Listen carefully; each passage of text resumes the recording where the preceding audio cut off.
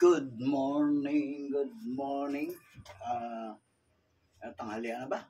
O ano? Ito nga pala guys, update ko kayo sa inyo na sa ngayon, October 18 ay naglalapid na tayo. So, meron tayong tanggap ng mga lapida kaya gumagawa tayo guys. So, yun. Sa buhay natin, ang importante guys, yung marunong tayong magdala. Ako, katulad ko, 62 years old na ako. Vloggers ako, content creator pa ako sa Facebook. May TikTok din tayo guys. So,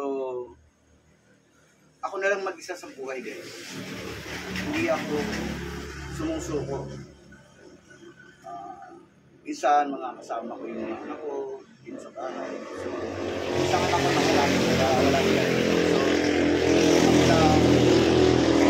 nasutulan tayo ng ilaw, diba, ng kahirapan, sumay lang tayo ng mabangon, para may pakit natin yung ilaw. So, guys, sobra talaga. Naamin ko yan. Ang buhay natin ay hindi laging masaya. Kaya nga, may dilim, may liwanag, di ba? May araw, may gabi. So, hindi lahat ng araw ay sayo. So, yun guys, ang akin lang, yung aking paninindigan sa aking sarili na kahit na wala man akong sapat na pera, wala man akong sapat na kakayahanan dahil hindi man ako nag-aral, pero lahat ng kabayan nagawa tayo. Isa ako sa nakikipag contract lang na tao. Kaya minsan may gutom, minsan pagka may dumating naman ng mga trabaho, nakaginawa tayo. So yun guys, meaning ko sa inyo, na mag-isa talaga ako, totally matagal. So, hindi ako, huwag niyong isipin na porkit ikaw ay mag-isa, kung ikaw nasa lagay ko, huwag mong isipin na porkit mag-isa ka ay magliliwaliw ka na lang sa sarili mo. Kailangan natin guys yung magsikap tayo hanggat may trabaho, magtrabaho tayo. Hanggat malakas tayo, magtrabaho tayo. Huwag tayong umasa sa ibang tao. Kahit sa mga anak natin, huwag natin asahan kasi may mga sarili na silang pamilya. So ang akin, ang gusto ko hanggat buhay ako, hanggat nakakagalaw ang katawan ko na makapagtrabaho ay hindi ako aasa sa mga pamilya ko, sa anak ko dahil kung mas mahirap sila, mas mahirap ako, mas mahirap pa sila kasi yung kanya-kanya ng ilang buhay, hindi natin dapat asahan. So ang akin lang guys, hanggang binibigyan ako ng pagkakataon ng Panginoon, trabaho, malakas, gagawin ko yun. Hindi ako aasa sa kanino mang tao dahil wala naman talaga akong aasahan. Ako, maaasahan nila. Sinishare ko sa inyo, huwag tayong patatalo, huwag tayong patalo sa stress. Kalimutan natin yung mga stress at ituloy lang natin ang laban natin sa buhay. Kung ano man yan, meron ka mang dinadala, kalimutan mo, magtrabaho ka para lagi kang malibang, wala yung mga stress na yan guys. 62 years old na ako. Hindi ako nagpapatalo sa stress, hindi ako nagpapatalo sa problema. Kaya kong gawa ng paraan ang mga problema. Kaya kong sumayaw mag-isa. Diba guys? So, marami tayong buhay na alam. Kaya, naglalapit ako, nagwi-welding ako, nagkakarpintero ako. Lahat ng trabaho.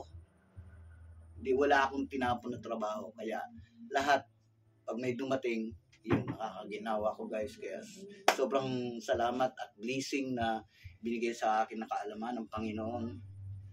At alam kong andyan lang siya sa tabi natin guys. Wala sa kung saan. Ang Panginoon ay laging nakagabay sa iyo. Sino ka man o ano ka man, walang hinapi ang Panginoon Diyos. Maging sino ka man. Dahil kung may hinapi ang Diyos, so lahat ng mga kasalanan, inilipon niya yan. Diba? So wala, diba? Yung mga sino pang may mga makasalanan, sila pa yung ginawa buhay. Diba? Kaya guys, tuloy lang natin ang buhay. Magtrabaho tayo, huwag tayong padala doon sa mga emosyon, mga buhay, mga pamilya natin. Tanggapin natin, huwag natin sumbatan, pangalagaan natin, mahalin natin.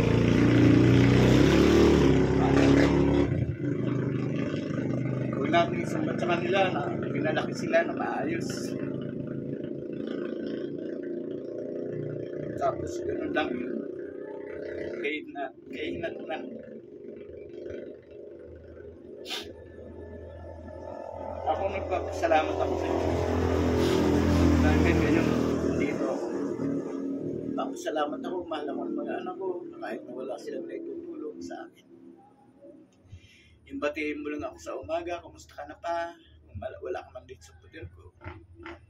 So, yun guys, yun yung aking paninindigan. Dahil sa pananalig ko na ang Diyos andito lang sa tabi ko, wala sa kung saan man hahanapin mo ang Panginoon. Walang inapi ang Diyos, maging karangdado ka, maging tarantado ka, maging siraulo ka, walang inapi ang Diyos. Kasi ang Diyos ay mapagbigay, hindi po siya nang-aapi. Tayo lang ang nang-aapi ng kapwa natin. So yun guys, maraming salamat. Napaduga ako. Pasensya na kayo. Marami akong alam na trabaho. Kaya hindi ako magugutom. Hindi ako yung taong pag nawala na akong granite, wala na akong trabaho, wala na akong karpintero, wala na akong trabaho. Marami akong alam. Welder ako. Lahat. Kaya maraming salamat guys sa inyong suporta.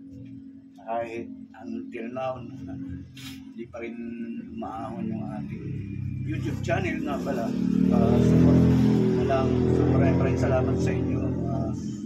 Mga walang sawang pagsuporta sa aking YouTube channel, Larry Connect Vlog.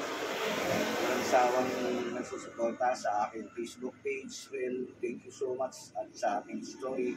Thank you and God bless guys. Kung sino man kayo, huwag kayo isuko. Huwag kayo padadala sa mga inisyon. Ang maluwag sa kalooban. Walang inapihan. So yun guys, God bless and please subscribe and please support to my channel, Larry Connect Vlog, and Facebook, Larry Guys Grao. Thank you guys. And sa TikTok, ganun din, Larry Guys Grao. Maraming salamat. I love you.